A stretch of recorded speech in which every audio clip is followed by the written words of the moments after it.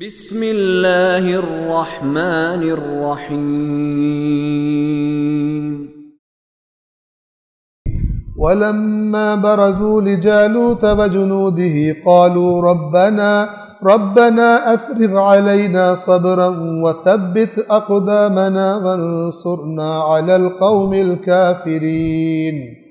فهزموهم بإذن الله وقتل داود جالوت وآتاه الله الملك والحكمة وعلمه مما يشاء ولولا دفع الله الناس بعضهم ببعض لفسدت الأرض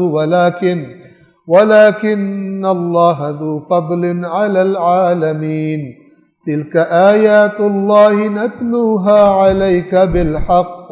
وَإِنَّكَ لَمِنَ الْمُرْسَلِينَ وَلَمَّا بَرَزُوا لِجَالُوتَ وَجُنُودِهِ، اور جب وہ جالوت اور اس کے لشکر کے مقابلے پر نکلے، برزو بارز ہونا یعنی آمنے سامنے ہو جانا، جب وہ جالوت کے لشکروں کے سامنے آئے، قالو، اب یہاں پہ دعا مانگی، نہ کہ وہاں سے بھاگ کے گھر جا کے پھر دعا مانگی یا اللہ جالوت کے لشکر کی ٹانگیں توڑ دے، آمنے سامنے ہو گئے، پھر دعا مانگی، ربنا افرغ علینا صبر، اے پروردگار ہم پر صبر انڈیل دے، یعنی آج بہت ہمیں صبر چاہیے، تیری طرف سے چاہیے، یعنی اگر تیری ہیلپ نہ ہوئی تو پھر ہم ان پر فتح نہیں پا سکتے، افرغ،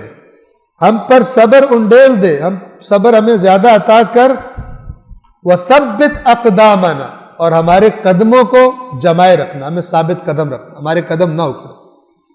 وانصرنا علی القوم الکافرین، اور ہمیں اس کافروں کی قوم پر ان کے خلاف ہماری مدد کر۔ تو یہ جتنی بھی دعائیں ہیں جن میں آتا ہے وانصرنا علی القوم الکافرین، یہ اس کو مانگنے کا ایکچولی حق ہے کہ جو کافروں کے ساتھ کسی نہ کسی طرح مقابلے میں ہو، چاہے میدان جنگ میں، چاہے اپنے معاشرے میں، بالآخر دین کے لیے کچھ ایسا کر رہا ہو جس سے کافر راضی نہیں ہے، تب کہ خدا ہمیں ان پر غلبہ دے،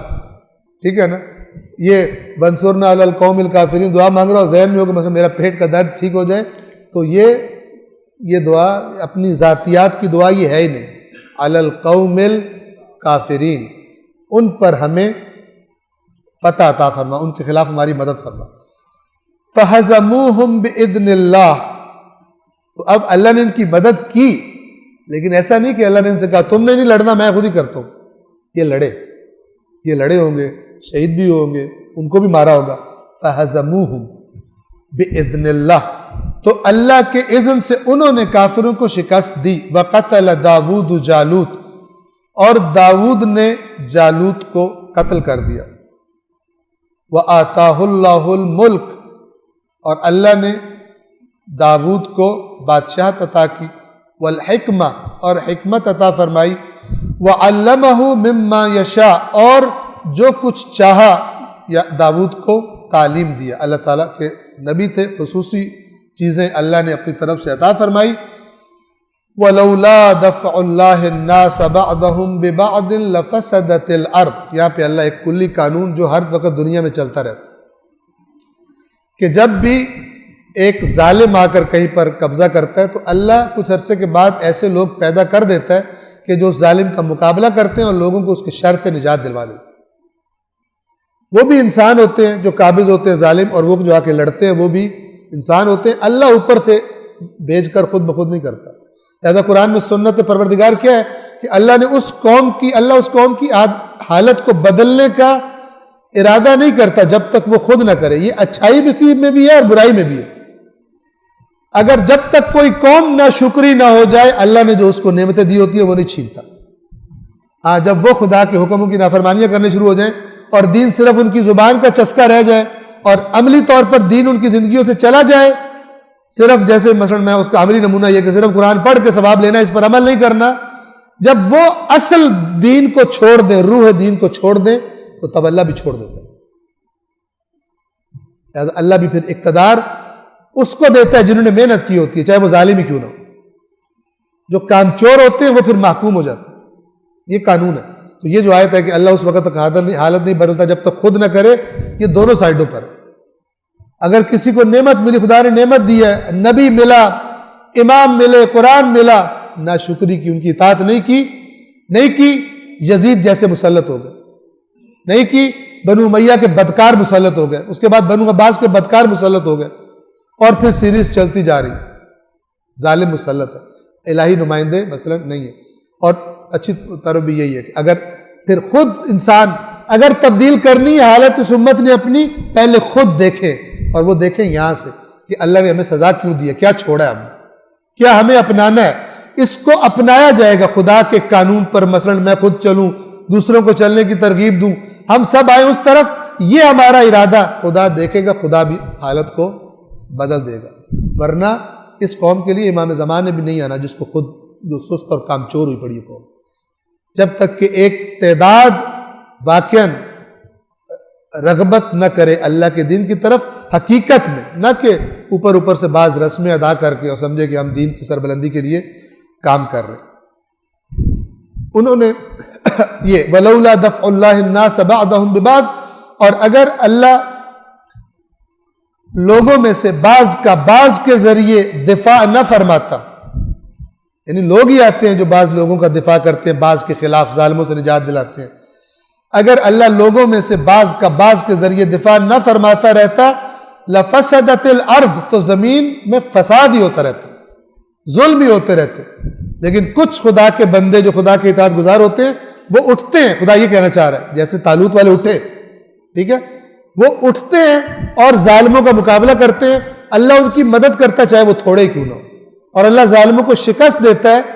اور ظاہری طور پہ لگ رہا ہوتا ہے وہ ظالم طاقتور ہے، لیکن یہ اللہ پر توکل کر کے لڑتے ہیں،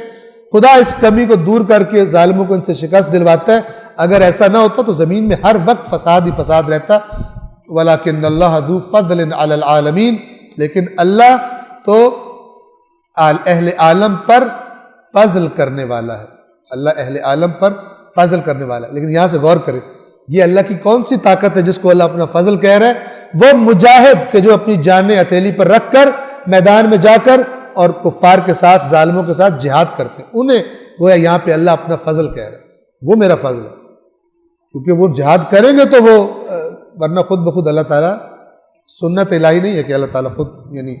لوگ نہ کریں اور اللہ تعالیٰ کر دے، قومیں نہ کریں اور اللہ تعالیٰ کر دے۔ آج کے لیے آخری آیت ہے یہ، تِلْکَ آیاتُ اللَّهِ نَتْلُوهَا عَلَيْكَ بِالْحَقِّ، یعنی اس بحث کو سمیٹا جا رہا ہے جو پچھلی آیات میں چل رہی تھی بنی اسرائیل کی، طالوت اور جالوت اور سب، کہ یہ اللہ کی آیات ہیں جنہیں ہم اے رسول آپ پر تلاوت کرتے ہیں، اور یہ برحق ہے، یہ آیات، یہ اللہ کی آیات ہیں جنہیں ہم آپ پر تلاوت کر رہے ہیں، آپ پر برحق تلاوت کر رہے ہیں۔ کیا مطلب؟ یعنی ان میں جو باتیں ہیں وہ حق ہے، اگر سیدھا ہونا ہے تو ان کو فالو کرنا پڑے۔ وَإِنَّكَ لَمِنَ الْمُرْسَلِينَ، اور یقیناً آپ مرسلین میں سے ہیں، آپ اللہ کے نبی ہیں۔ یہ کیا تسلی ہے؟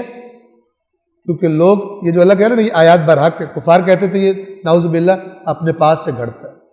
تو یہ ان کو بھی تذکر ہے، یہ برحق آیات ہیں، یہی اللہ کی نصیحتیں ہیں، یہی اللہ کے قانون ہیں، یہی گزشتہ اقوام کے برحق قصے ہیں، کیسے فتح ہوتی تھی اچھے لوگوں کو، کیوں قوموں کو اللہ کا عذاب ہوتا تھا، اللہ ان کو دھتکار دیتا تھا،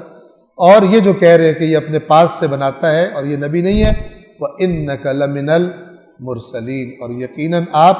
اللہ کے بھیجے ہوئوں میں سے ہیں۔ مرسل کی جمع ہے مرسلین، مرسل کہتے ہیں جس کو بھیجا گیا ہو، کوئی پیغام دے کر، کوئی بات دے کر اس کو بھیجا گیا ہو۔ صلوات پڑھیے محمد والے۔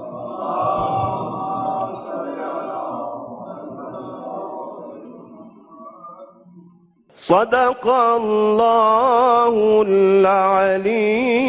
العظیم۔